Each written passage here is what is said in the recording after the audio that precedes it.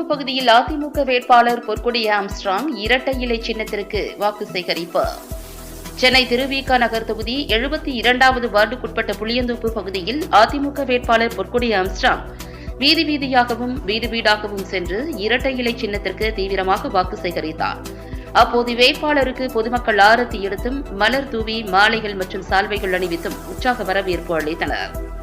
இதில் தமிழ் மாநில பகுஜன் சமாஜ் கட்சி தலைவர் மைக்கேல் தாஸ், அதிமுக பகுதி செயலாளர்கள் முகுந்தன் கோபால், MP பரமகுரு உட்பட மாவட்ட, பகுதி, வட்ட அதிமுக நிர்வாகிகள் மற்றும் தேசிய ஜனநாயக கூட்டணி கட்சி நிர்வாகிகள், தொண்டர்கள் என ஏராளமானோர் கலந்து கொண்டு பிரச்சாரம் செய்தனர். பப்ளிக் நியூஸ் டிவி செய்தியாளர் கிருஷ்ணகுமார்.